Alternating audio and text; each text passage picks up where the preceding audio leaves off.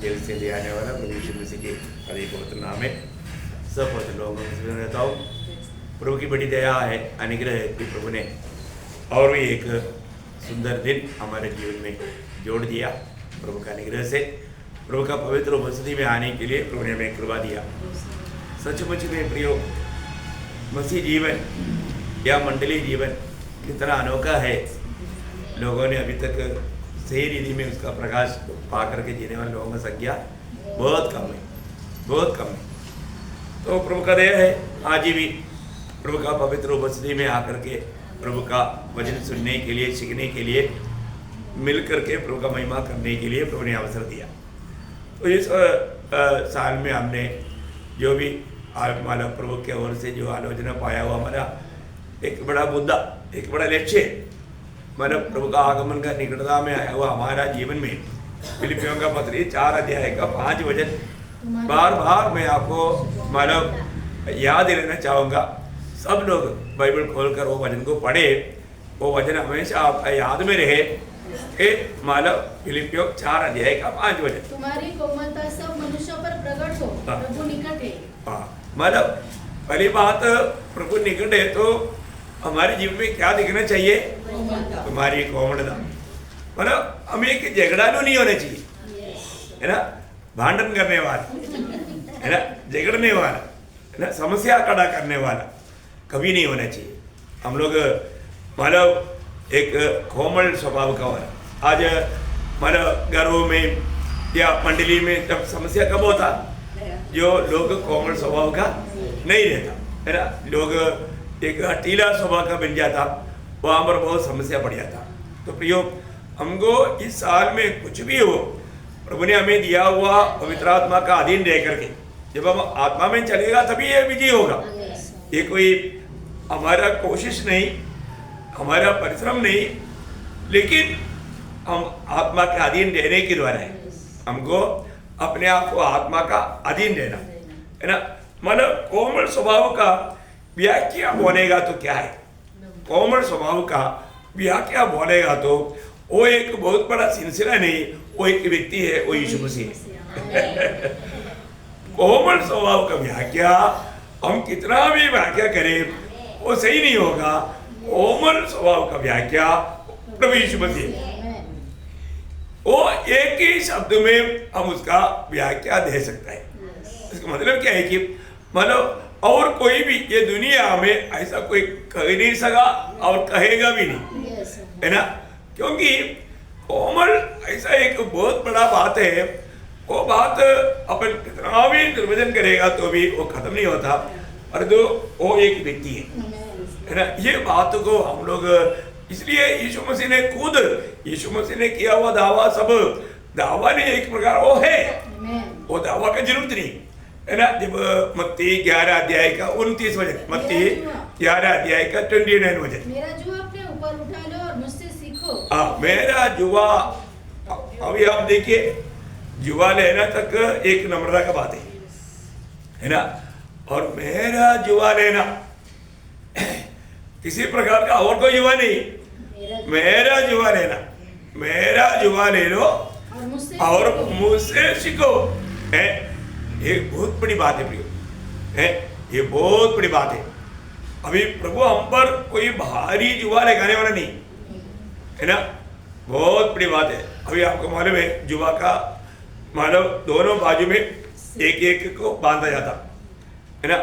अभी आपको मालूम है, आपने जो भी खेती में मतलब जूते भी देखा है तो वहाँ पर मानव एक बड़ा और एक छोटा ऐसा बैल को जूतने के लिए देखा था नहीं, बराबर रहेगा, बराबर रहेगा, है ना। अभी इसका मतलब अगर वो बराबर नहीं है तो जो ऊंचा है उसको ज़्यादा बोझ होगा, वो तकलीफ होगा और काम भी बराबर नहीं होगा।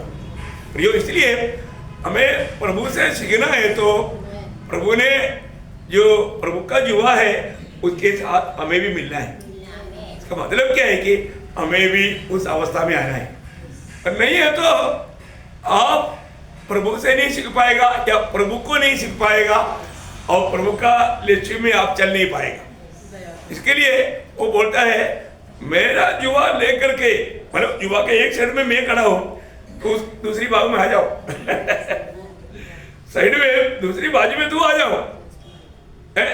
इसको मतलब क्या है कि उसमें जो भी, अभी आपको मालूम है ये जुतने वालों में अगर एक नया बैल रहेगा बराबर रहेगा, लेकिन नया बैल है ना इधर भागता, लेकिन दूसरा को मालूम है, वो एक्सपीरियंस है, वो बराबर उसको लेकर चलता है, उसको थकेली उड़ाना ही पड़ता है, लेकिन वो उधर की तो भी वो नहीं जाने देगा, वो बराबर उसको लेके जाएगा। इसको मतलब हमारे जीवन में प्रभु का युवा का नीचे आ गया तो हम इधर उधर भागना चाहेगा तो भी प्रभु भागने नहीं देगा प्रभु अपना मनमानी भी जारी नहीं देगा। उस युवा के नीचे हम शिक्षण पाएगा, उस युवा के नीचे ही हम वास्तव में जो सबक सीखना है वो सीख पाएगा। लेकिन एक बात है, ये युवा लेना है तो प्रभु बोलता है मैं नम्र और दीन हूँ, मैं नम्र और दीन हूँ। ये एक बड़ी बात है, प्रभु की वो नम्रता और दीनता हमें जरूर मानव होना जरूरी बात है। प्रभु में आने के बाद में और हम नम्र बनने के लिए तैयार नहीं, अपने आप को दीन करने के लिए तैयार नहीं, तो हम ये युवा नहीं ले सकते। इसका मतलब आज हम प्रभु के उपस्थिति में आ गया तो हम कहाँ तक अपने आप को नम्र कर पाया। मसीह जीवन का आत्मिक बढ़ोतरी उसकी नम्रता में है। और एक व्यक्ति नम्र नहीं है, अरे वो आंकड़ेबाजी बोलता है क्या बोलता है, हठीलापन स्वभाव, मतलब वो स्वभाव हमारे में नहीं होना चाहिए। पूर्ण रूप में हमें तोड़ना है, हमें नम्र होना है। अगर हम नहीं है तो हम प्रभु से जुआ लेकर के प्रभु से हम सीख नहीं पाएंगे। हम अपनी बुद्धि में समझने में और आत्मा में समझने में बहुत फर्क है ना, बहुत फर्क है प्रिय। आज बहुत लोग वजन का अच्छा हमारा ज्ञान पाता है और जो ज्ञान उसको घमंडी बनाता, घमंडी बनाता, और जो वास्तव में प्रभु से जो शिक्षण पाएगा वो कभी घमंडी नहीं होगा, है ना, वो और भी नम्र होते जाएगा। आज हम प्रभु में आने के बाद में कहाँ तक नम्र मिल पाया, कहाँ तक अपने आप को दीन कर पाया, ये हमें जानना है। नहीं तो हमारा जो भी हमने जो ज्ञान पाया वो ज्ञान वास्तव में हमें उसका उपयोग नहीं या प्रभु का महिमा नहीं। इसलिए और जब भी दूसरी जब मंडली को जब समझाता था ना, यीशु मसीह की बात को लेकर के समझाता था, है ना। आपको याद होगा जब दूसरा कुरिन्थी उसका 10 अध्याय का पहला वचन में वो जब जो तुम्हारे सामने दीन हूँ, देखा अभी तुम्हारे सामने में दीन हूँ, परंतु पीठ पीछे तुम्हारी ओर साहस करता हूँ, तुमको मसीह की नम्रता और कोमलता के कारण समझाता हूँ। देखा, मसीह की नम्रता और कोमलता का कारण मैं तुम्हें समझा रहा हूँ। मतलब मसीह की कोमलता और नम्रता को पौलुस ला रहा है, बहुत बड़ी बात है। मैं तुम्हारे समक्ष तो दीन हूँ, परंतु अभी मैं मसीह की नम्रता और कोमलता को लेकर के मैं तुम्हें समझा रहा हूँ। प्रियो, हमारे जीवन में हमें इससे बढ़कर के कुछ आदर्श है नहीं, है ना। अभी एक प्रकार क्या है कि हम लोग समझा करके कई बार फिर बताने के लिए अच्छा भी नहीं लगता, परंतु कुछ मजबूरी में आकर के बोलना पड़ता है ना, क्योंकि हर एक लोगों में मतलब कितना प्रभु की बातों को मानने के लिए कितना उत्साह चाहिए प्रिय, हमें कितना एक अच्छा गवाही का जीवन बिताना है। हर एक लोग समय को पहचान करके वो काम करना चाहिए। हमें हमारा उत्साह कैसा है प्रभु के प्रति, है ना, हमारा उत्साह कैसा है, ये बात को हमें देखना चाहिए।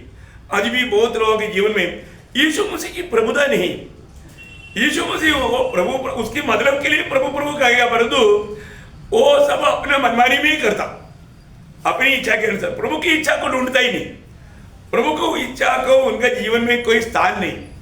प्रियो, रोज सुबह उठने के बाद में हमें कितना प्रभु धन्यवाद देना चाहिए। अभी दुनिया भर में क्या हो रहा है आप देखिए, अभी मानो अमेरिका में हो रहा है ना, है ना, एक जगह पूरा आग लगा हुआ है। आप देखो 10,000 से अधिक घर में जल गया, सब मतलब बड़े बड़े वीआईपी लोगों का है। आप सोचो फिल्म एक्टर्स का घर बनेगा तो कैसे रहेगा, बहुत भयंकर ऐसा घर मतलब जलते जा रहा है। दूसरे घर में बर्फ गिर करके वो लोग बर्फ के ऊपर परेशान है। अभी मानो न्यूज में सुना है कि जहां पर आग लग रहा है वहां से 1,80,000 को हटाया। देखो 1,80,000 लोगों को मतलब हटा दिया पड़ेगा तो मतलब क्या अवस्था है। अभी भी वो मतलब कब्जा में नहीं। देखो दूसरे साइड में ठंडी से लोग परेशान है। आप देखो बर्फ गिर करके लोगों को मतलब गाड़ी नहीं चला सकता, मतलब इधर उधर नहीं जा सकता। बहुत भयंकर बात। कई जगह पर भूकंप हो रहा है, कई जगह पर मतलब ज्वालामुखी बढ़ रहा है, पर क्या क्या हो रहा है। कई जगह पर पानी कभी नहीं ऐसा पानी, मरुस्थल में भी पानी का बाढ़ आ रहा है। देखो आप सुनो है इतना भयंकर बात है। मतलब मृत्यु अपने जैसा थोड़ा जा रहा है। ये सब महागणेश के दिन में होना चाहिए वो बात अभी हमारे सामने चल रहा है।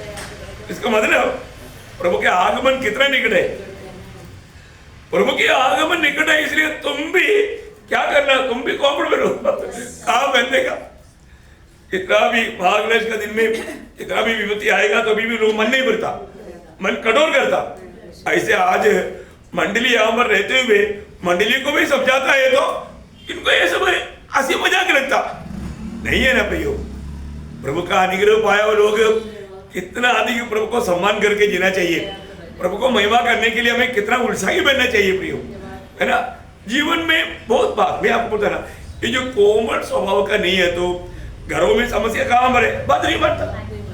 हठीला स्वभाव ऐसा नहीं है ना प्रियो, है ना। मंडली में भी वही बात, हठीला स्वभाव के कारण कितना मानव प्रभु का नाम का निंदा हो रहा है प्रियो, है ना। हमारे जीवन में आज प्रभु मुझसे महिमा ले रहे क्या, अरे हम प्रभु का खरीदे हुए लोग हैं, प्रभु का बहुत बड़ा योजना के लोग हैं, है ना। हम लोग काम के लिए बुलाहट पाया, है ना। ये दर्शन पाने के बाद में कितना उत्साह होना चाहिए। जीवन में कभी भी कोई समस्या आएगा तभी मान पड़ेगा, लेकिन हमारे लिए हमेशा एक आदर्श हमारे यीशु मसीह। हमें हमेशा प्रभु की ओर देखना पड़ेगा। हर बात में प्रभु को देख करके या प्रभु को सामने रह करके जीवन बिताना, है ना। प्रभु को सामने रह करके जीवन बिताएगा तो जरूर आपको प्रोत्साहन मिलेगा। अभी जब पहला पत्रोस उसका दूसरा अध्याय है उसका 23 वचन पढ़ना।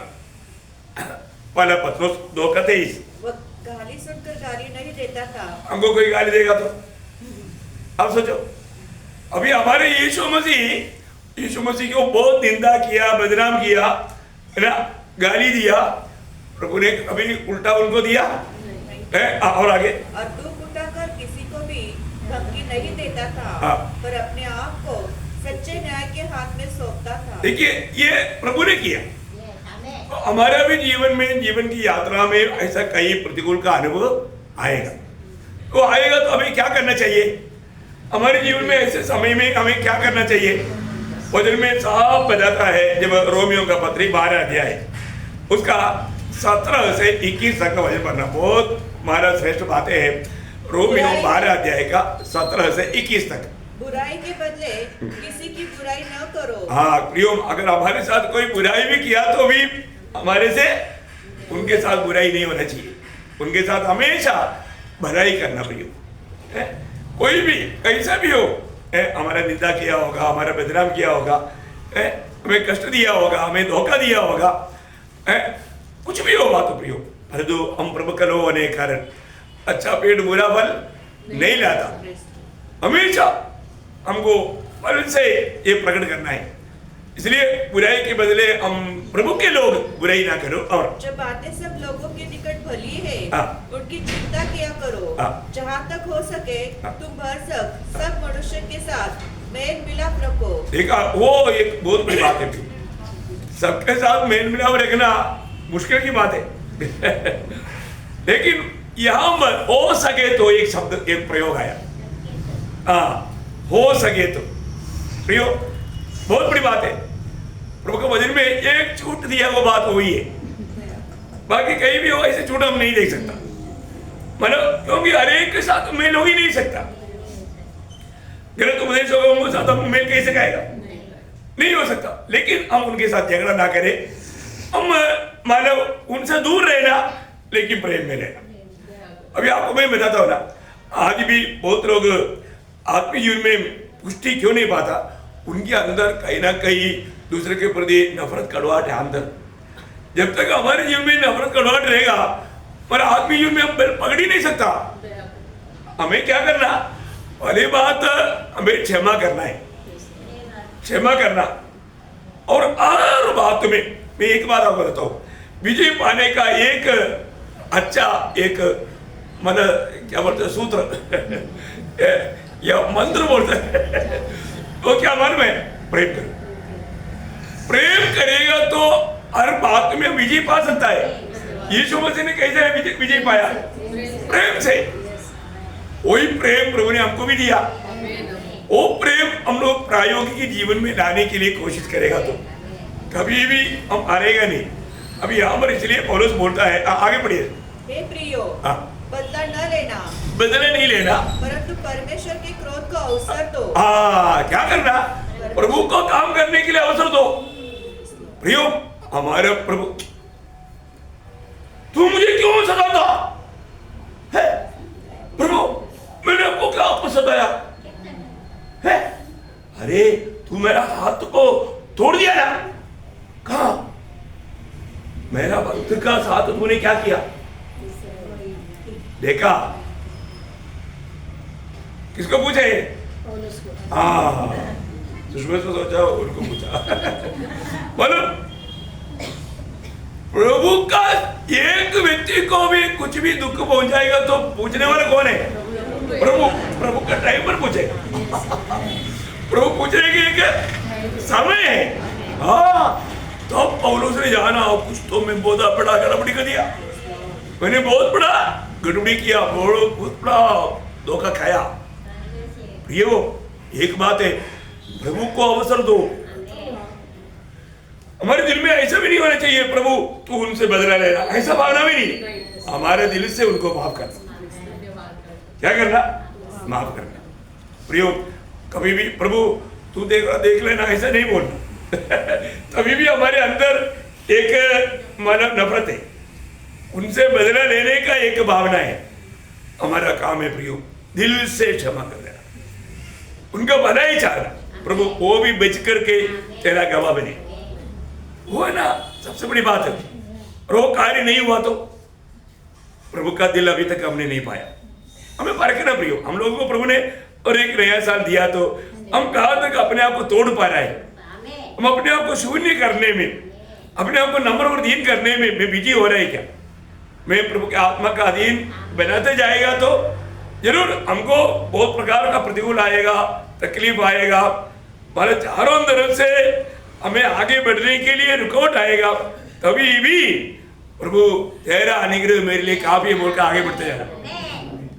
प्रभु मार्ग खोलते जाएगा, आगे बढ़ना उसको, क्योंकि लिखा है बदला लेना मेरा काम है। देखा?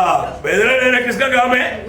प्रभु का काम है। इसलिए प्रभु कहता है मैं ही बदला दूंगा, परंतु यदि तेरा बैरी भूखा हो तो उसे खाना खिला। देखा? वैरी को भी खाना खिलाओ। यदि प्यासा हो तो उसे पानी पिला, क्योंकि ऐसे करने से तो उसके सिर पर आग के अंगारों का ढेर लगाएगा। बुराई से न हारो। देखो, बुराई से ना हारो, परंतु भलाई से बुराई को जीत लो। देखा? शाऊल ने बोला मैं तेरे साथ बुराई किया, पर तूने मेरे साथ भलाई किया। बोला ना? देखो प्रियो, हमारे जीवन में मानो बुराई से दुष्ट से निकलता, पर तो प्रभु का भक्त से भलाई निकलना चाहिए। इसलिए हम लोग प्रभु के लोग हैं, उसका एक चिन्ह है। लोग हमारे साथ बुरा करे तो भी हम उनके साथ भलाई करेगा, है ना? कई लोग कोई गलती करेगा, माफी मांगने के लिए आएगा, अरे वो तो उसी टाइम पर मैंने माफ कर दिया, अब तो 2 महीने के बाद आ रहे हैं। ये तो हमारे तरफ से हमारा चीट क्लियर, हमारे हिसाब क्लियर हो गया, हमने उसी टाइम पर ही माफ कर दिया। देखा? हाँ ठीक है, तुम माफी मांगा इसलिए मैं क्षमा करता हूँ, ऐसे ही क्या? नहीं है ना? हमारा कहा था हमेशा तुरंत क्लियर, क्योंकि हम प्रभु में क्षमा कर देता। हमारे जीवन में हम प्रभु की आत्मा की सहायता से इन बातों पर विजय पा करके, इसलिए हमें किसी के साथ नफरत, कड़वाहट, बैर रखने का जरूरत नहीं। और रखता है हम धोखा में है, हम अपने आप को धोखा दे रहे हैं। प्रयोग जब नीति वचन में, जब नीति वचन उसका 20 अध्याय का 22 वचन पढ़ना, नीति वचन 20 का 22। मत कहा मैं बुराई का बदला लूंगा। हाँ, ऐसा नहीं कहना। है, मैं लूंगा करके नहीं बोलना है। उसने मेरे साथ अगर बुराई किया है तो मैं तो उससे बुराई का बदला लूंगा, ऐसा नहीं बोलना प्रिय। बहुत धोखा है। वही बात को 24 का, वही नीति वचन 24 का 29 पढ़ना। मत कहो जैसा उसने मेरे साथ किया वैसा ही मैं भी उसके साथ करूंगा। देखो ये भी नहीं करना, उसने मेरे साथ ऐसे किया तो मैं भी उनके साथ ऐसे करूंगा। देखो कितना मतलब प्रभु का वचन हमें कितना अच्छा प्रकाश देता है। हमारे जीवन में हम लोग जो उधार पाया, हमने कोई अच्छा काम करके उधार नहीं पाया। फिर प्रभु का सिर्फ प्रेम हमें ढूंढ कर आया, उसकी दया उसकी करुणा हम पर हुआ। हम लोग बिल्कुल अयोग्य लोग थे, परंतु प्रभु ने हमें बचा लिया। मैं आपको बताना चाहता हूं, प्रभु का दृष्टि, प्रभु की दया दृष्टि हम पर पड़ा, नहीं तो हम लोग पूर्ण रूप में और भी बुरी तरह से बिगड़ना था, है ना। आपको मालूम है एक बार यिर्मयाह को प्रभु ने बोला, मैं तुझे मेरा वचन देता हूं, परंतु वो वचन देने का जगह वो कुमार का घर है, इसलिए तो वो कुमार का घर में आओ, फिर मैं तुझे मेरा वचन सिखाऊंगा। वो बोल करके वहां पर भेजा, है ना। तब जब यिर्मयाह 18 अध्याय का 1 से 6 वचन पढ़ना। यहोवा की ओर से वचन यिर्मयाह के पास पहुंचा, उठ और कुमार के घर जा, और वहां मैं तुझे अपने वचन सुनाऊंगा। देखा, वहां पर अभी मेरा क्लासरूम अभी कुमार का घर है। कुमार का वो बर्तन बनाने वाला वो जो जगह है, अभी मैं तुझे वचन सिखाने वाला मेरा जगह। आगे। इसलिए मैं कुमार के घर गया और क्या देखा कि वह चाक पर कुछ बना रहा है। जो मिट्टी का बर्तन वह बना रहा था वह बिगड़ गया। तब उसने उसी का दूसरा बर्तन अपनी समझ के अनुसार बना दिया।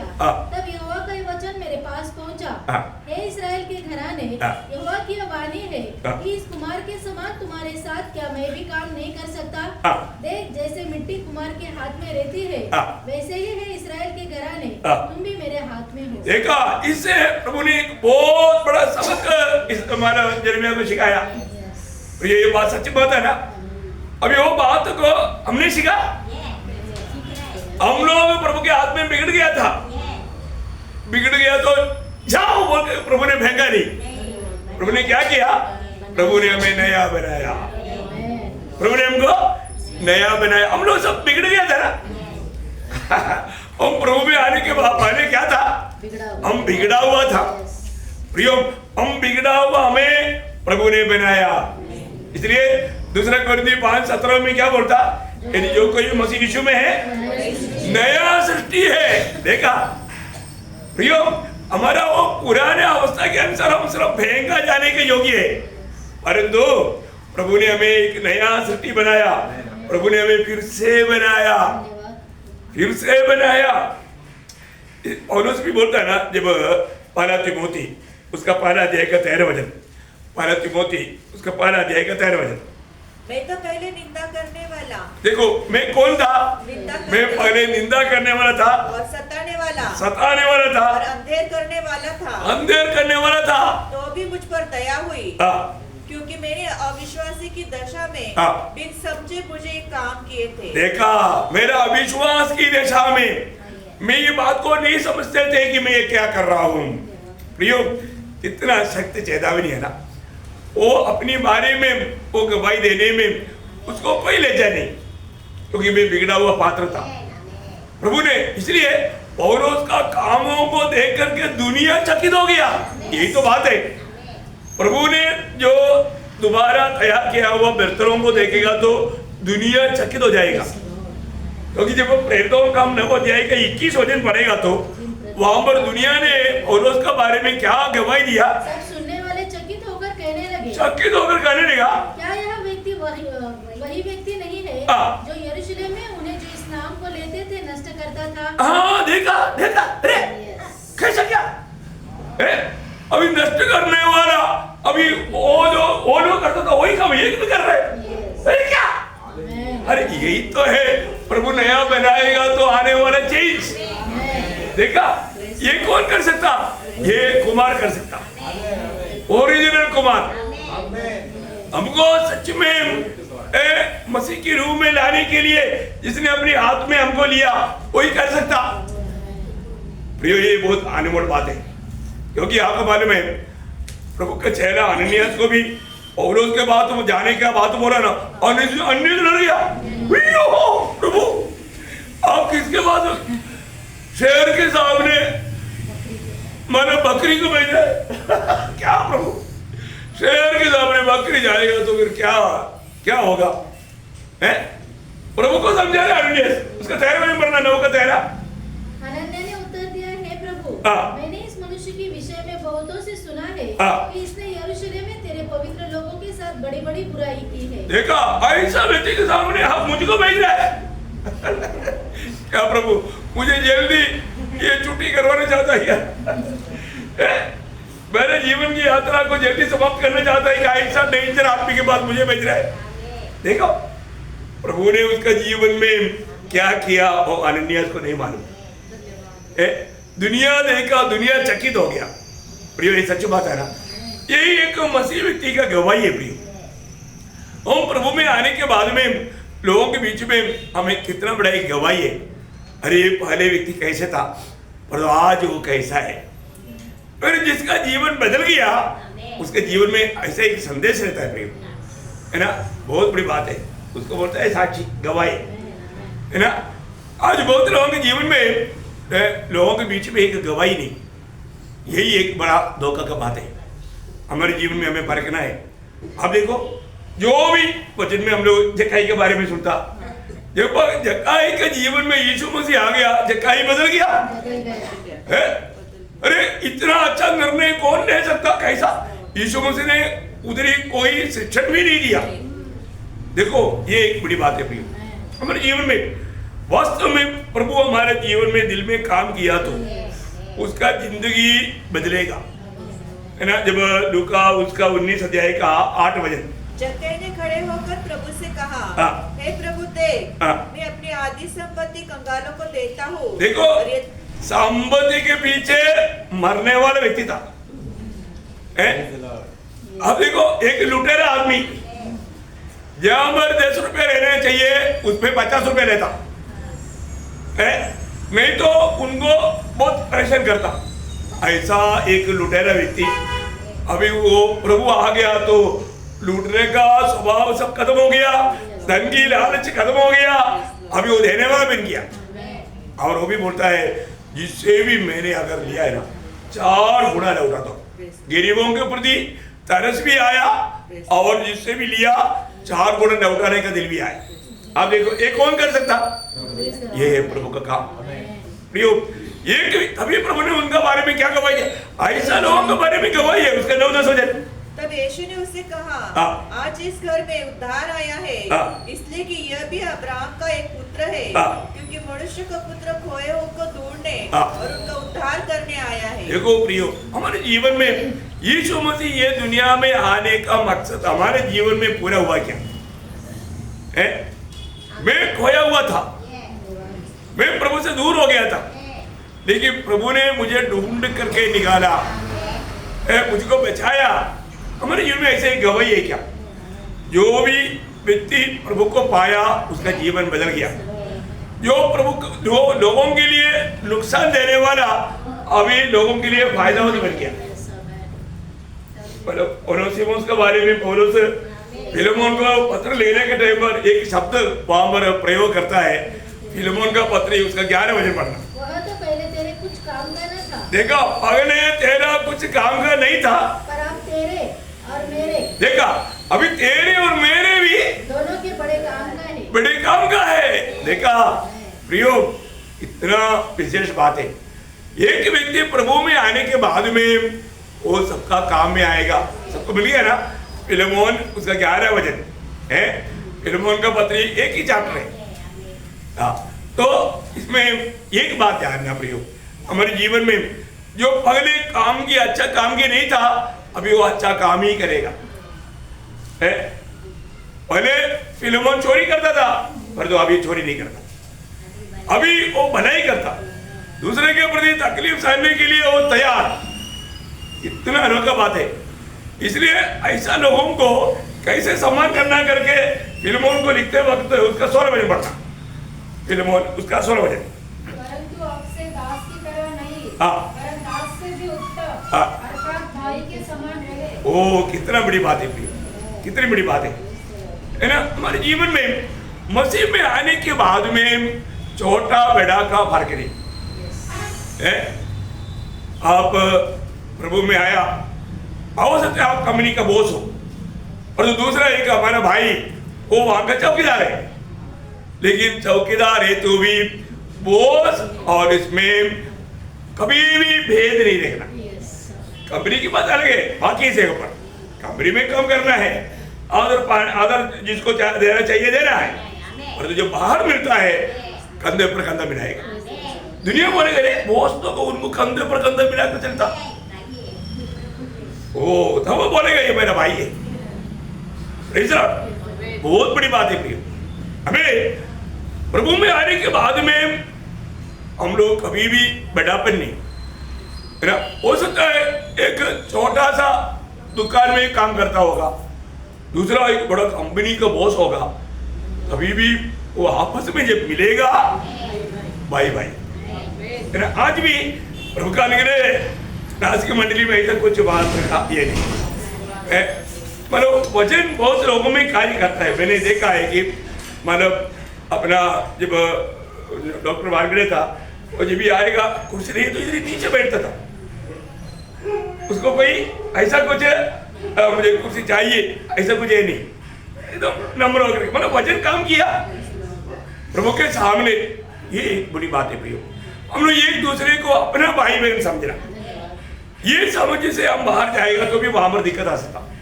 कई लोग मतलब एक दूसरे को अपना भाई ना समझने के कारण समस्या आ जाती है। जब गलातियों 3 अध्याय का 27-28 वचन वगैरह इतना हमारे लिए इस विषय के लिए प्रकाशन देता है।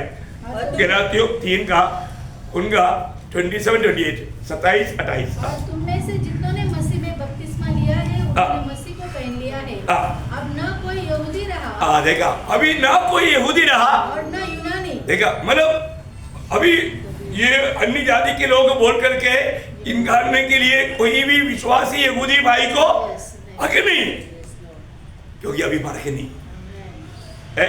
और आगे न कोई दास न स्वतंत्र, देखा दास और स्वतंत्र उसका फर्क नहीं, न कोई नर न नारी, क्योंकि तुम सब मसीह यीशु में एक हो। देखा हम सब मसीह यीशु में एक है।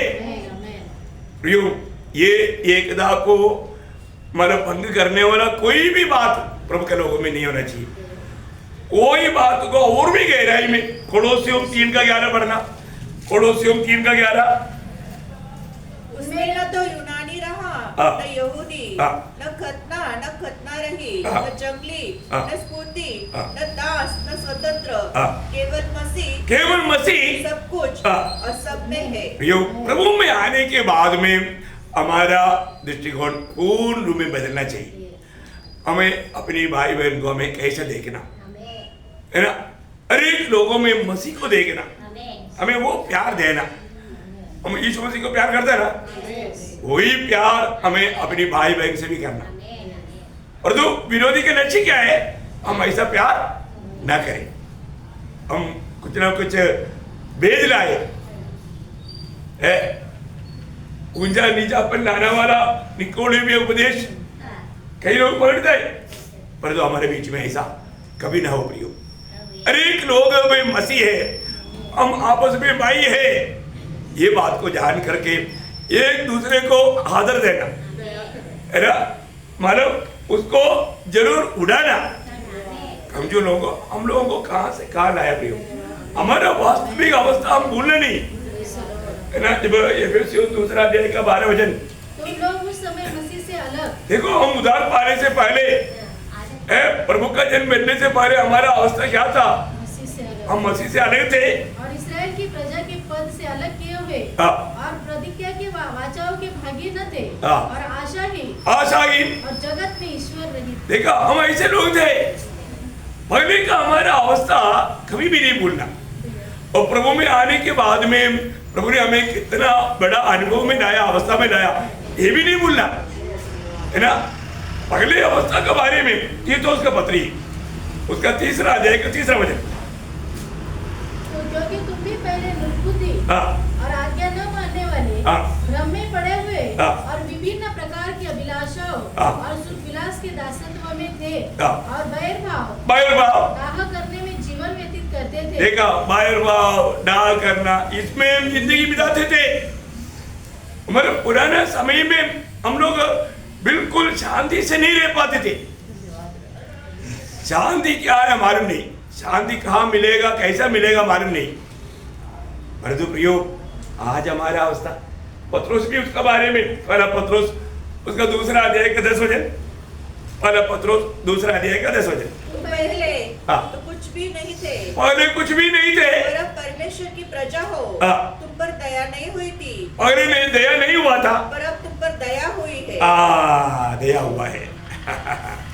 हम लोगों ने दया पाया। आज हम प्रभु के हाथ में हैं। बहुत बड़ी बात है हमारी अवस्था को जानना। हम लोग आज प्रभु के द्वारा बनाए जा रहे हैं। उधार पाए हुए अनेक लोगों के जीवन में रोज प्रभु काम करता है। हमारे भी काम पूरा नहीं हुआ, पूरा हो गया तो शायद प्रभु हमको बुला लेगा। है, हम लोग प्रभु का हाथ में तैयार किया जा रहा है। जैसा हम लोग फिलिपियों 1:6 में पढ़ता है ना, मुझे इस बात का भरोसा है कि जिसने तुम में अच्छा काम आरंभ किया है। देखा, प्रभु में बुलाहट पाया हुआ अनेक पवित्र लोगों में प्रभु ने अच्छा काम आरंभ किया, वही उसे यीशु मसीह की आगमन तक वो पूरा करेगा। देखा, प्रभु हमें उसकी हाथ में बना रहा है प्रियो, उसकी इच्छा के अनुसार हमको बना रहा है। यशायाह में सुंदर वर्णन है, यशायाह उसका 64 अध्याय का 8 वचन। तो भी हे यहोवा, तू हमारा पिता है, देख हम तो मिट्टी है और तू हमारा कुमार है। देखा, तू हमारा कुमार है, हम सबके सब तेरे हाथ के काम है। देखा, प्रभु अपने हाथ में हमको उसकी इच्छा में मूड करके बना करके तैयार कर रहा है। ओ, कितना सुंदर बात है ना। वही बात पौलुस रोमियो के पत्री उसका 9 अध्याय उसका 19 से 24 तक के वचनों में बहुत विस्तार से खोल करके समझाता है। अतः तू मुझसे कहेगा, वह फिर क्यों दोष लगाता है? कौन उसकी इच्छा का सामना करता है? हे मनुष्य, भला तू कौन है जो परमेश्वर का सामना करता है? क्या गढ़ी हुई वस्तु गढ़ने वाले से कह सकते हैं, तूने मुझे ऐसा क्यों बनाया है? क्या कुमार को मिट्टी पर अधिकार नहीं? कुमार को मिट्टी पर अधिकार नहीं है ना? अधिकार है। कुमार मिट्टी को अपनी इच्छा के अनुसार कोई भी प्रकार का बर्तन को बना सकता है। हो सकता है लोगों को थूकने का बर्तन, हो सकता है मानो शोकेस में रखने वाला सुंदर बर्तन। कुमार की इच्छा है, कुमार जैसे चाहेगा तो बना सकता है। प्रभु बोलता है, वही सही अधिकार मुझे तुझ पर है। देखा, हमें कैसे बनाना, किस रीति में बनाना, कहां पर रखना, ये सब प्रभु का अधिकार में। और आगे बढ़ना कि एक ही लोंदे में से एक बर्तन आदर के लिए और दूसरे को अनादर के लिए बनाए। देखा, एक आदर के लिए और उसी मिट्टी में से कुछ लेकर के अनादर का भी बर्तन बनाने के लिए अधिकार कुमार को है। और आगे तो इसमें कौन से आश्चर्य की बात है कि परमेश्वर ने अपना क्रोध दिखाने और अपनी सामर्थ प्रकट करने की इच्छा से क्रोध के बर्तनों की, अभी हम क्रोध के बर्तनों को प्रभु ने अभी क्या किया, जो विनाश के लिए तैयार किए गए थे बड़े धीरज से सही, प्रभु ने धीरे से सगा और दया के बर्तनों पर दया का बर्तन बनाया, करुणा का बर्तन बनाया। ये बहुत बड़ी बात है। हमें प्रभु ने कौन सी, हम लोग सिर्फ प्रभु का क्रोध की पात्र था, हम लोग सिर्फ बर्बादी की ओर बढ़ रहा था, पर जो प्रभु ने हम पर दया किया, हमें अनुग्रह का बर्तन बनाया, है ना। इसलिए उस प्रभु से हमें कितना आभार भरा दिल से प्रभु का महिमा करना चाहिए। जब एफेसियों 2 अध्याय का 10 वचन में, इसलिए पौलुस एफेसुस मंडली को कहते हुए क्या बोलता, एफेसियों 2 का 10 में, क्योंकि क्योंकि हम उसके बनाए हुए हैं। हम उसकी बनाए हुआ है और मसीह यीशु में उन भले कामों के लिए सिरजे गए। उन भले कामों के लिए सृजा गया जिन्हें परमेश्वर ने पहले से ही हमारे करने के लिए तैयार किया। बहुत बड़ी बात है भाई। ये सब अगर हम सही रीति में जानेगा तो अपन कितना भी प्रभु का स्तुति करें तो बहुत कम है, बहुत कम है। मैं हर एक पवित्र लोगों को विनती करता हूँ, हमारे जीवन में प्रभु यदि हमारे जीवन में एक काम नहीं किया होता तो हमारा अवस्था क्या होता। अब सोचो, यदि आपका उद्धार नहीं हुआ होता शायद आप ये दुनिया से कब का नष्ट हो सकता था और वो नरक की आग में पड़ सकता था। और जो प्रभु की दया दृष्टि हम पर पड़ने के कारण प्रभु ने हमको बचाया और एक आशा भरा जीवन दिया। और आज हमें मृत्यु का कोई डर नहीं। आज हमें पक्का मालूम हो गया, आज मैं मर गया तो मैं प्रभु के साथ स्वर्ग में रहेगा। कितना बड़ा हिम्मत हमें प्रभु ने दिया प्रियो, है ना। हमारे प्रभु कभी झूठ नहीं भूलता, है ना। उसका सच्चा वचन पर विश्वास करने के लिए प्रभु ने कृपा दिया। आज हमें रोज प्रभु से सीखना है। क्या करना? प्रभु से सीखना है। प्रभु सबको नहीं सिखाता। प्रभु का हर एक बातों में प्रभु का एक नियम है, वो ध्यान से सुनना। प्रभु किसको सिखाता मालूम है? जब भजन संगीता उसका 25 अध्याय का 9 वचन पढ़ना। भजन संगीता 25 अध्याय का 9 वचन। लोगों को न्याय की शिक्षा देगा। किसको शिक्षा देगा? नम्र लोगों को या दीन लोगों को। देखा, नम्र लोगों को प्रभु अपना मार्ग सिखाएगा। प्रियो, यदि हम प्रभु का मार्ग जानने के लिए अपनी बुद्धि से कितना भी कोशिश करेगा तो संभव है? कभी नहीं, कभी नहीं। क्योंकि प्रभु का मार्ग और हमारा मार्ग का अंदर कितना है? ये धरती और आकाश की फर्क है। इसको मतलब कोई भी हम समझ नहीं सकता। प्रभु का मार्ग कभी भी हम बुद्धि से नहीं समझ सकता। इतना महान प्रभु का मार्ग प्रभु नम्र लोगों को सिखाएगा।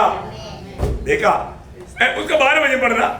उसी जो यहोवा का भय मानता है, यहोवा उसको उसी मार्ग पर। देखा, यहोवा की भय मानने वालों को प्रभु उसी मार्ग पर जिसे वह प्रसन्न होता है चलाएगा। देखो, आज हमें ये बात को परखना है, मैं प्रभु का भय मानता है क्या? प्रभु का भय मानेगा तो शेर को देख के डरता है वो भय नहीं, आदर युक्त भय।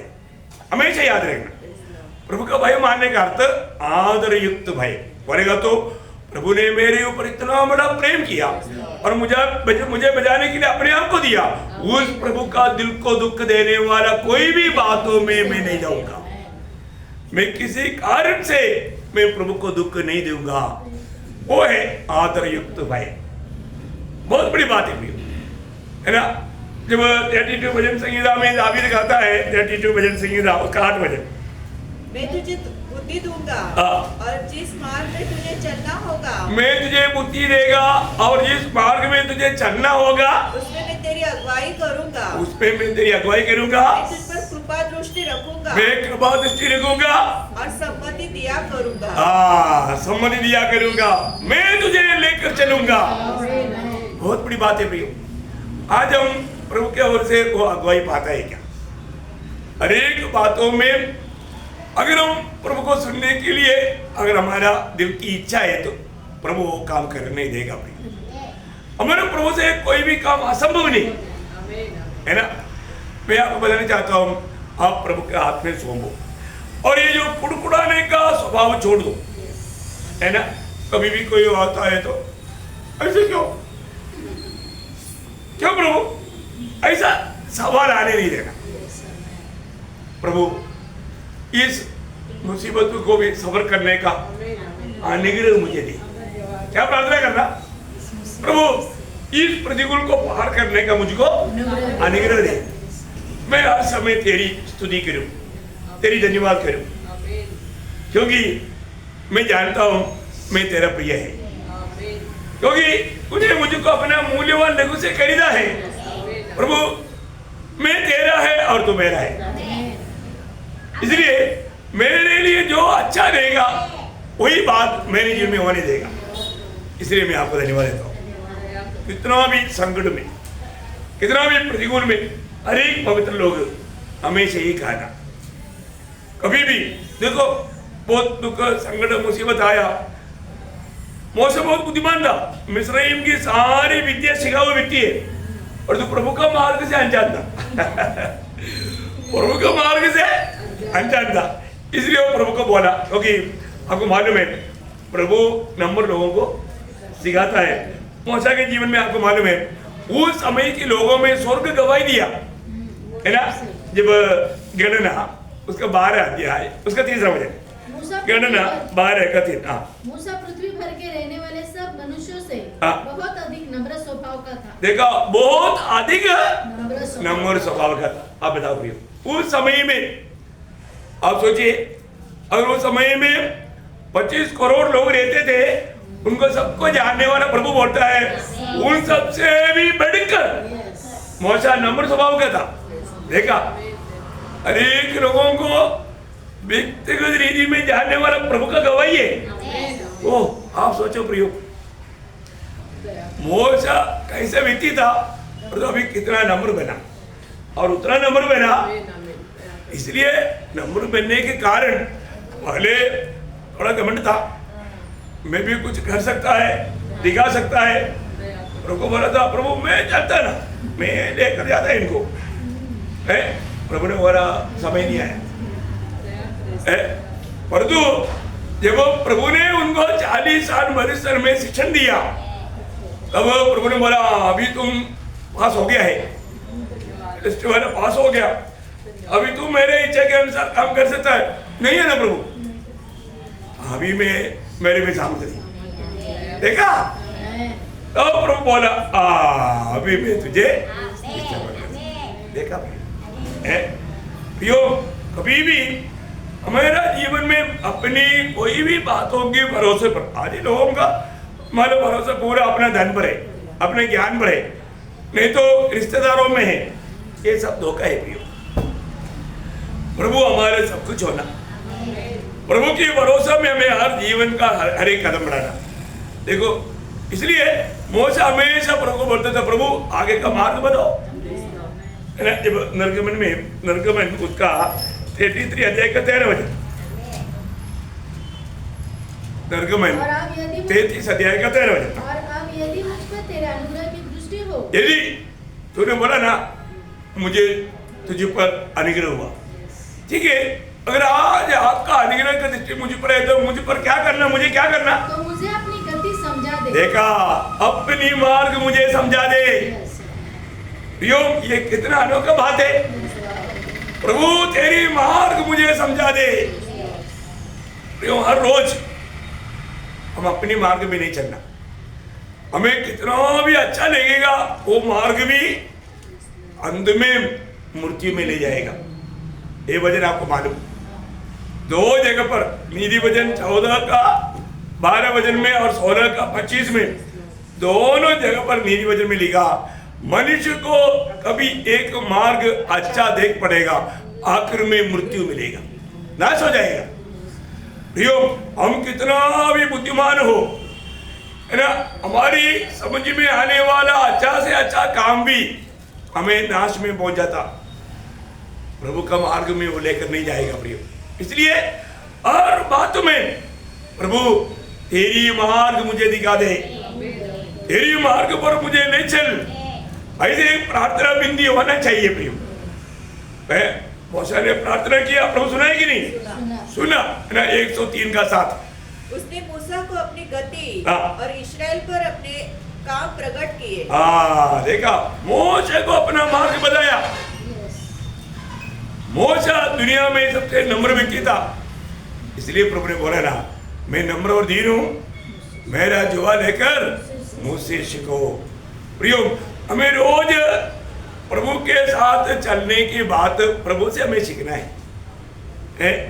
प्रभु हमें सिखाने के लिए तैयार है और तुम सीखने के लिए तैयार नहीं। सीखने की तैयारी क्या?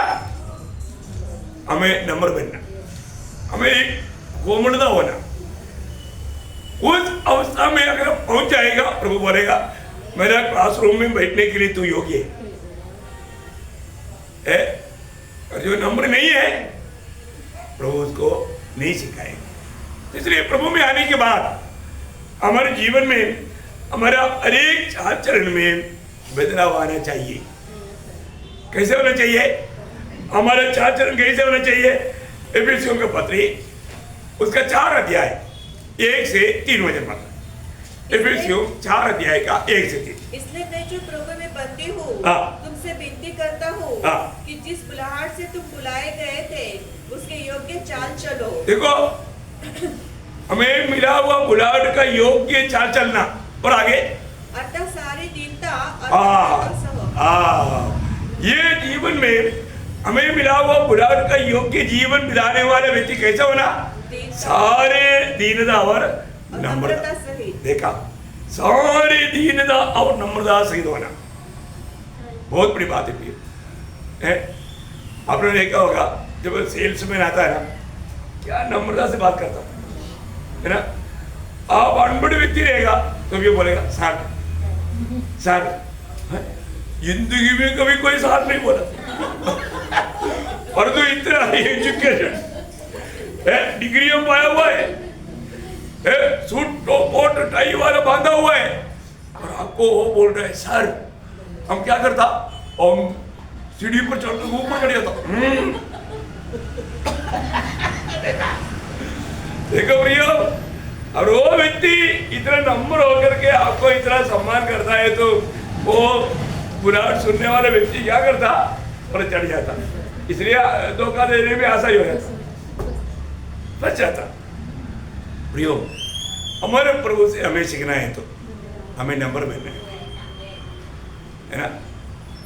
एक बात मैं आपको पूछूं, वास्तव में मेरे से गलती हो गया जानने के बाद में कितने लोगों ने ये नया साल में सॉरी मांगा? ये नया साल में हम लोगों ने बहुत निर्णय लिया ना, और तो अभी तक आज 11वां दिन है। आप बताइए, ये नया साल में कितनी बात अनुचित रीति में हुआ, अयोग्य रीति में हुआ, पर तो कभी एक बार भी सॉरी बोला? ये दुनिया में सॉरी बोलने का ना जरूरत पड़ा हुआ एकमात्र व्यक्ति प्रभु यीशु मसीह। यीशु मसीह ने कभी भी किसी को कभी सॉरी नहीं बोला, क्योंकि वो ही एकमात्र मार्ग है ना। वो सिर्फ हमें मार्ग बताने वाले नहीं, वही मार्ग है। वही मार्ग पर हम नहीं चलता, इसलिए हमको सॉरी बोलना पड़ता। देखा, ये हम लोग कभी अपने अपने मार्ग में जाता, कभी हमको सॉरी बोलना पड़ता। ये बात को जानना, हमारे जीवन में हमें कैसा चलना है, नम्र और दीन होकर। और आगे अर्थात सारी दीनता और नम्रता सहित और धीरज धरकर प्रेम से एक दूसरे की सह लो। कैसे सहना? प्रेम से। दांत पीछे करनी। कई लोगों को सहता है क्योंकि उल्टा कुछ कर नहीं सकता, करेगा तो और थप्पड़ मिलेगा। इसलिए मैं तो ताकत रहता तो मैं दिखाता, लेकिन ठीक है अभी मैं सह लेता हूँ। देखा, ऐसा सहना नहीं, प्रेम से। यीशु मसीह ने जैसे सहा, यीशु मसीह हमारे लिए हर बात में आदर्श है ना। सहना प्रियो, नो कंप्लेंट, नो ऑब्जेक्शन। पिछले घर में भी मेरा पति को और मेरा बेटी को बोलता हूँ, मैं अभी कुछ भी बात है मैं कुछ भी नहीं बोलूंगा, सब सब्र करूंगा। लेकिन देखना, आप लोग जो करता है सही करता है कि नहीं, अपना घर में भी वो गवाही होना चाहिए ना। प्रियो, हमें वो कोमलता में ही चलना, उसका फायदा बढ़ाने की कोशिश नहीं करना, बदलना, नहीं तो बड़ा नुकसान काटेगा। ये बात तो मैं साहब लोगों ने मेरे को बहुत समझाया, इसलिए मैं आपको बोलता हूँ। हर एक घर ना, एक बार एक प्रचार कर रहा था। प्रचार क्या था? नम्रता के बारे में, गुस्सा नहीं होला। उसका पति वैसे ही कदम होने के नहीं पर बिस्तर लेकर के आया। सभी लोगों को पूछा ये क्या बात है? बोले इधर ही लड़ दो, इधर कितना अच्छा लगता, घर पे आएगा तो बाटर करता और वैसे झगड़ता। देखा, अच्छा हो गया मेरा पति और बच्चा बिस्तर लेकर नहीं आया।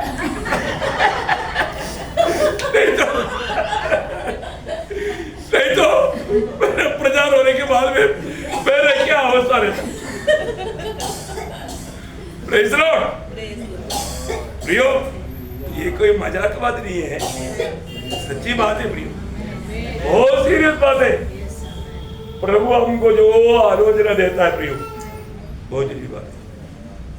आज हमें अपना घर में गवाही है क्या, हमारी पत्नी और बच्चा हमारे बारे में क्या बोलेंगे, हमारे पड़ोसी लोग हमारे बारे में क्या गवाही देंगे, ये जरूरी बात है प्रियो, है ना। प्रभु का वचन कहता है तुझे यीशु मसीह की नम्रता धारण करना है ना। और आगे, और मेल की बंधन में आत्मा की एकता रखने का यत्न, आत्मा में एकता रखने के लिए यत्न करना प्रियो। हम लोग प्रभु की आत्मा पाए वाले लोग हैं, हम सभी ने एक ही आत्मा पाया, हमारे बीच में कभी भी थोड़ा भी दरार आने नहीं देना, बहुत बड़ी बात है ना। इसलिए किसी को थोड़ा डांटने के लिए भी डरना पड़ता अभी, है ना। बहुत संभाल कर हर एक काम करना भी, क्योंकि हम प्रभु के जन हैं। कोई भी किसी प्रकार विरोधी की धोखे में ना गिरने देना, प्रभु का प्यार में हर एक बातें हमें समझाना, और प्यार में, प्रभु के प्यार में एकता रखना। प्रभु के आत्मा बिना, प्रभु के सहायता बिना ये नहीं संभव है। इसलिए पहली बात है हमें उस नम्रता में चलना। दूसरी बात है पड़ोसियों, तीसरा अध्याय का 12 वचन के बीच में एक शब्द ऐसा है, तुम इस नम्रता को धारण कर लो। एक शब्द ऐसा है, सहनशीलता धारण करो। हाँ, नम्रता और सहनशीलता। हाँ, क्या है? नम्रता और सहनशीलता धारण। हाँ, नम्रता को धारण कर लो। मैं उसमें से एक शब्द को उसके लिए लेता हूं। कई बात उसमें नम्रता को धारण कर लो, है ना। हमें क्या करना? नम्रता को धारण करना। यीशु मसीह को धारण किया करके हम लोगों ने पढ़ा ना। यीशु मसीह कौन है? नम्र है। तो प्रभु का वचन कहता है तुझे भी नम्रता को धारण करना, नम्रता को धारण करना। और जब भी वचन आता है ना, वचन को हम लोग गुस्सा से नहीं स्वीकारना, नफरत से नहीं स्वीकारना। फिर ना कई लोग वचन आने के टाइम पर बहुत गौर से देखता है, अरे भाई तुझे सुधरना है तो सुधरो, लेकिन गुस्सा से मत देखो। जैसे मानो कुछ गलती प्रकट हो गया तो मैं प्रभु के दास को खाएगा, नहीं। प्रभु का वचन जो भी आता है, वचन कहता है नम्रता से ग्रहण करो। कैसे ग्रहण करना?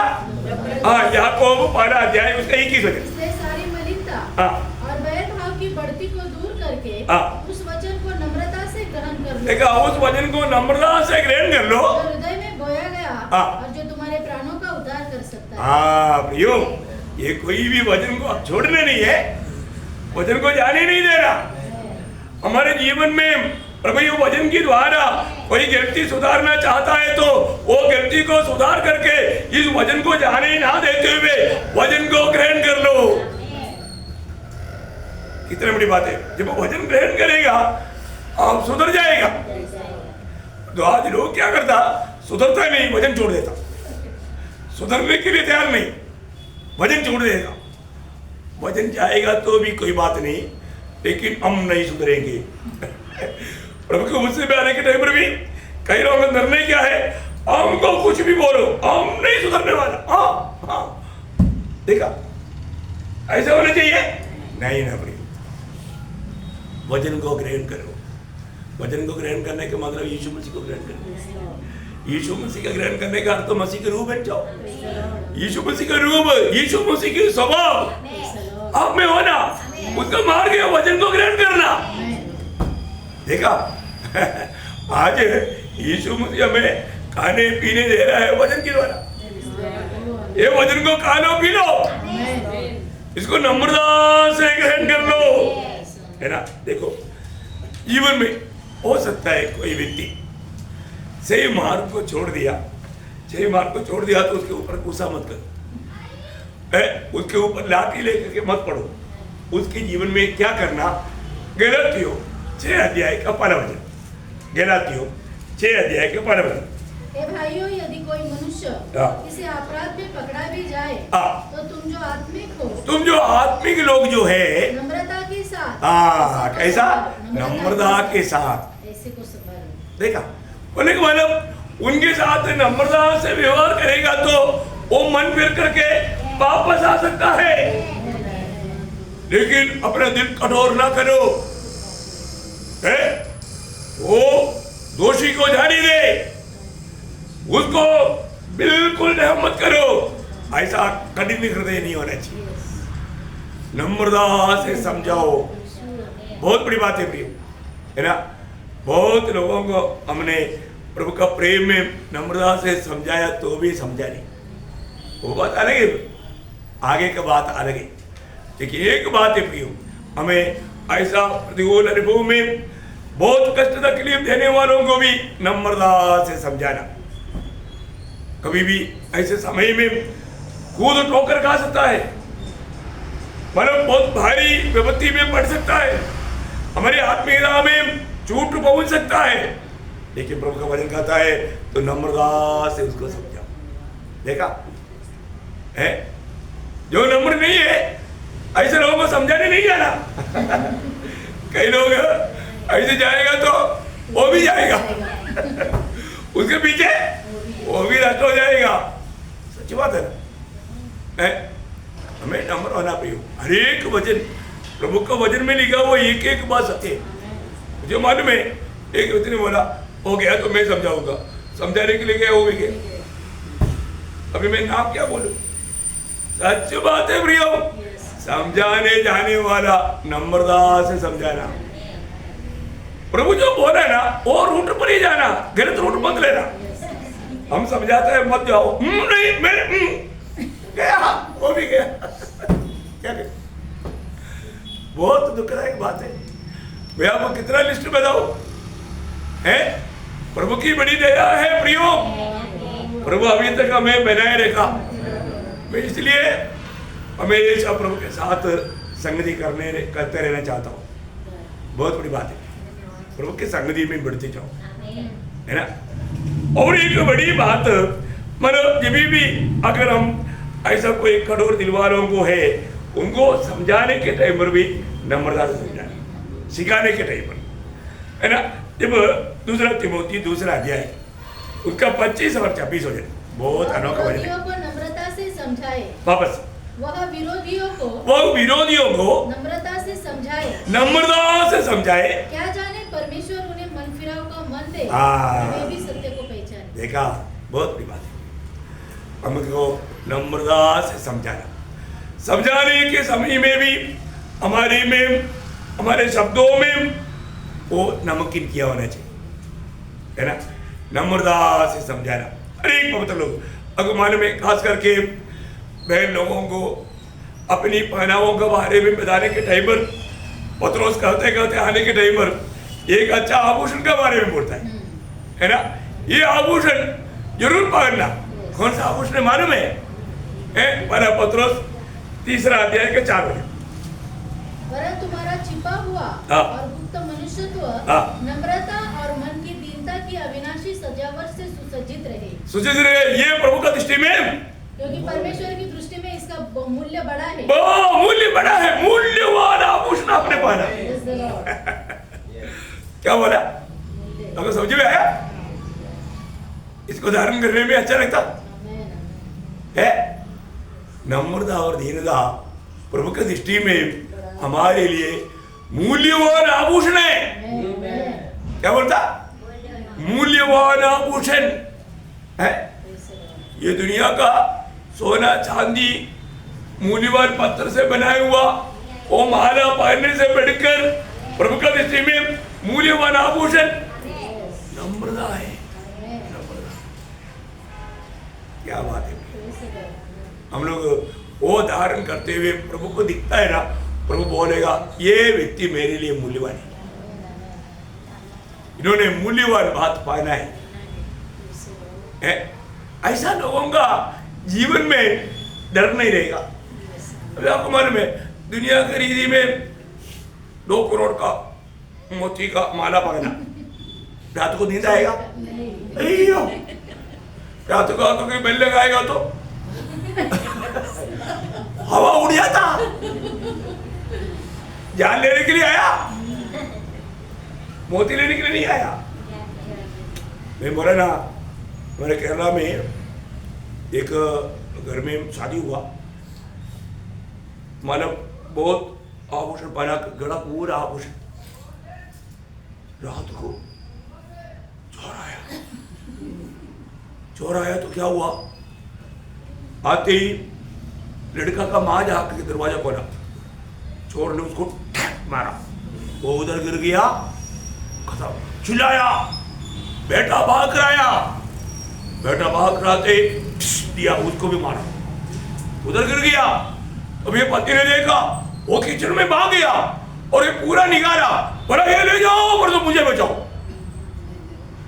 पर तो उन्होंने सोचा इसको बचाएगा तो इन्होंने तो शक्ल देख लिया, एक खतरा है, उसको भी मारा। लेकिन वो मरा नहीं था, वो उसका जान नहीं गया था। बाद में पड़ोसी लोग जब आया, सब खून में पड़ा है, ये लड़की थोड़ा उसमें जान है, जा करके हॉस्पिटल उठा के तुरंत लेकर गया। उसने बताया कौन था, इसलिए वो लोग जल्दी पकड़ा गया, लेकिन वो मर गया। सब कुछ गोल कर दिया तो भी मर गया। देखा प्रियो, उसे भी भारी आभूषण प्रभु आपको दिया, स्वर्ग सम्मान करने वाला आभूषण, आपको प्रभु का दृष्टि में आप अच्छा लगने वाला आभूषण, ये नम्रता का पालन है। घमंड, घमंड सबसे बड़ा पाप है। ये सब पाप के लोग क्या करता, घमंड करता, घमंड करता है। प्रियो, कितना भयंकर बात है।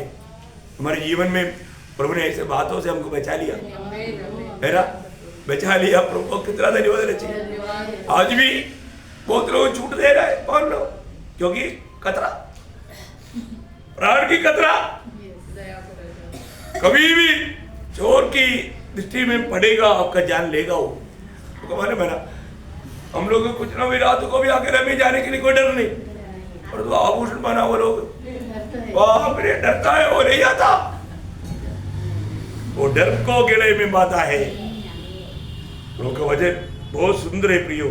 अगर हम प्रभु का वचन के आधार में नम्रता को धारण करेगा तो हमारा आनंद बढ़ेगा, है ना। जब यशायाह 29 का 19 है, यशायाह 29 अध्याय का 19 है, लॉर्ड जीसस, नम्र लोग यहोवा के कारण फिर आनंदित होंगे। देखा प्रियो, नम्र लोगों में आनंद बढ़ते जाएगा,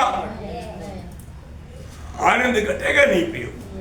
आनंद, ये हमें आनंद देने वाला एक अनोखा अनुभव है। इसलिए अनेक पवित्र लोगों में आपको बताना चाहता हूँ, इस हाल में प्रभु का मार्ग जानकर, प्रभु का दिल को आनंदित करके, हमें भी हमेशा, अभी आपको मालूम है, इतना सतावट में, इतना तकलीफ में, जेल में पड़ा होने के टाइम पर भी वो रोज दूसरों को पत्र लिखता है, मैं इतने दुख में हूँ, बहुत संकट में, इसलिए मेरे लिए प्रार्थना करो।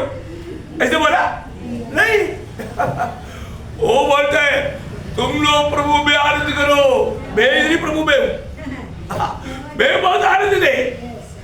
देखो कहाँ पर लिखा, फिलिपियों 4:4, सबको मालूम। देखा प्रियो, प्रियो, एक सच्चा नम्र व्यक्ति को कहीं भी रहेगा तो वो बोलेगा मैं इसका ही लायक है, मैं इसका लायक है, क्योंकि मैं प्रभु का दास होने कर मुझे ये भी मिला, बहुत हो गया। प्रियो, वो बोलता है मुझे कितना भी कष्ट आए, तकलीफ आए, कभी भी मैं आनंदित हूँ। आनंदित है कि नहीं, आनंदित है ना प्रियो, आनंदित है। एक नम्र व्यक्ति हमेशा आनंद रहता। दूसरा कोरिन्थियों 12 का 10 वचन आपको याद है ना, मैं इसलिए आपको बोलना चाहता हूँ, जो इस कारण मैं मसीह के लिए निर्बलताओं में और निंदाओं में और दरिद्रता में और उपद्रव में और संकट में प्रसन्न हूँ। मैं आनंदित हूँ, प्रसन्न पड़ेगा तो आनंदित हूँ। देखा प्रियो, मसीह में होने के कारण हम लोगों को प्रभु ने हमें चुना। इसी कारण मैं हर एक बहुत लोगों को बताना चाहता हूँ, इस हाल में एक अच्छा निर्णय लेना। ये भी एक दूसरे को मिलेगा तो कैसे मिलना, आनंद से। मिलेगा? Yes. देखो आनंद से मिलना है, अपने आप को नम्र और दीन करना, बात मानना भी, बात मानना, और हर रोज फर्कना, मुझे में आत्मा का फल है कि नहीं? आत्मा का फल क्या? देखा आनंद है ना? अब आत्मा में नहीं, आत्मा में नहीं तो आनंद कहाँ मिलेगा? कितना खर्च करेगा तो भी नहीं मिलेगा, कितना दाम देगा तो भी नहीं मिलेगा प्रियो। इसलिए आनंद में रहने का प्रबंध प्रभु ने किया, हमें प्रभु ने अपना आत्मा दिया, आत्मा में आनंद है, ढल जाने वाला आनंद है क्या? नहीं है ना, बना रहने वाला आनंद। कितना बड़ी बात है। इसका मतलब क्या है कि ये नया साल हर प्रकार हमें अपने आप को नम्र और दीन करना, तुम्हारा कोमलता सब मनुष्यों में प्रकट हो, क्योंकि प्रभु निकट है, प्रभु निकट है प्रियो। कोई भी कितना भी प्रतिकूल क्यों ना हो, तभी भी हमें प्रभु का वो दिव्य स्वभाव में बैठते हुए, धारण करते हुए, प्रभु का जुआ लेकर प्रभु से सीखते हुए हमेशा जीवन का मार्ग में चलना। जीवन का मार्ग बोलेगा तो यीशु मसीह है ना, मसीह में बना रहना, मसीह में पाया जाना है, मसीह से आलोचना पा करके जीवन बिताना।